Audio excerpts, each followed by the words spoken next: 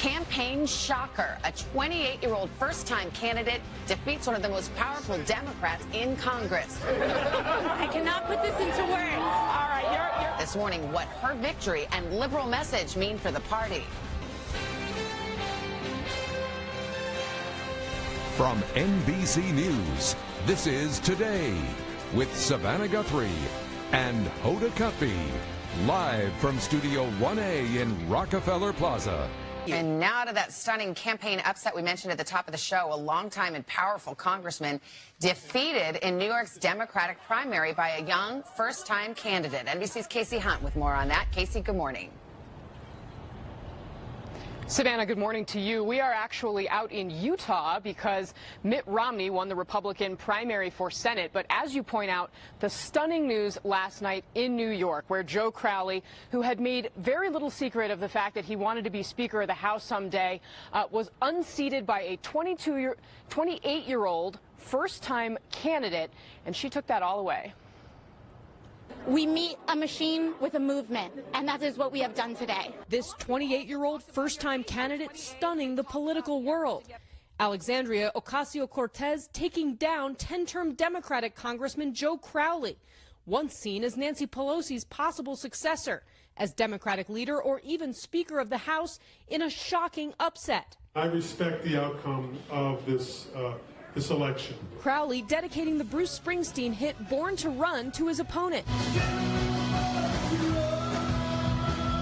Some political watchers accused Crowley of taking the race for granted, sending a stand-in to a recent debate. President Trump tweeting about Crowley after the loss, writing should have been nicer and more respectful to his president. I can't let you go! But Ocasio-Cortez ran against Trump, part of the wave of women leading a new political resistance. A former organizer for Bernie Sanders' presidential campaign and a self-described Democratic socialist who has called for immigration and customs enforcement, ICE, to be abolished. Working class Americans want a clear champion. She ran as an outsider, raising just a few $100,000 to Crowley's millions. But her biographical ad went viral. This race is about people versus money. We've got people, they've got money. Born in the Bronx to Puerto Rican parents, she connected with the growing Latino community in the district. This victory belongs to every single grassroots organizer, every working parent, every mom, every member of the LGBTQ community. Every single person is responsible for this. Her victory, a warning to entrenched Democrats not to take anything for granted.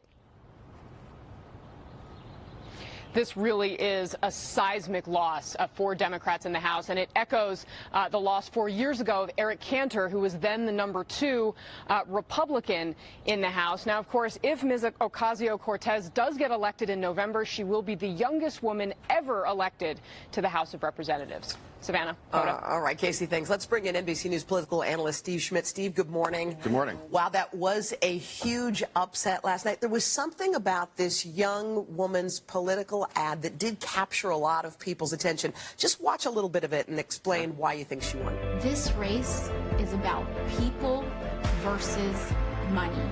We've got people, they've got money. It's time we acknowledge that not all Democrats are the same. That a Democrat who takes corporate money, profits off foreclosure, doesn't live here, doesn't send his kids to our schools, doesn't drink our water or breathe our air, cannot possibly represent us. I mean, powerful ad. What did you see there? Sure is. You know, politics used to be defined by this vertical line that ran down the middle of the field, and we debate between the 45-yard lines. But just like the message that elected Donald Trump and the message that Bernie Sanders ran on, what she's saying is that there's a group of people above the line. There's one set of rules for them and a different set of rules for everybody else. And those people above the line are screwing all of us below the line.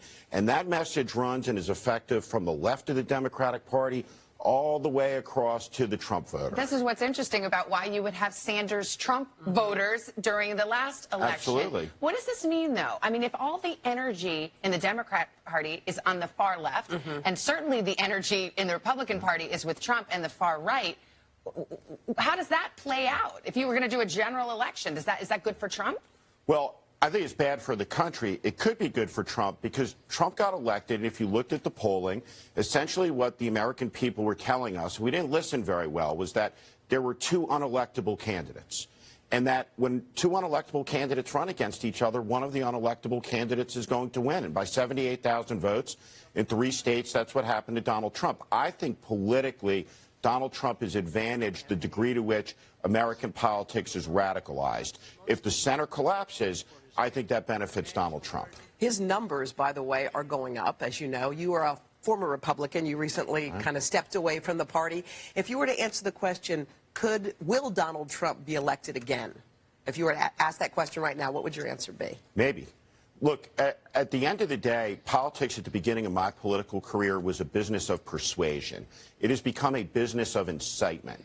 And you have on both sides inciters, people trying to increase intensity by raising fervor, by making the other side the absolute enemy. All virtue is found in our party, all evil in the other, all good ideas here, all bad ideas there. And as we have a politics of incitement, what it does is it turns off people in the middle. And so we're at an interesting moment in American politics, but that governing center that created so much prosperity, so much good in the country is getting smaller, it's collapsing. Steve Schmidt, always interesting to get your perspective. Thank you so much for being here. We appreciate it.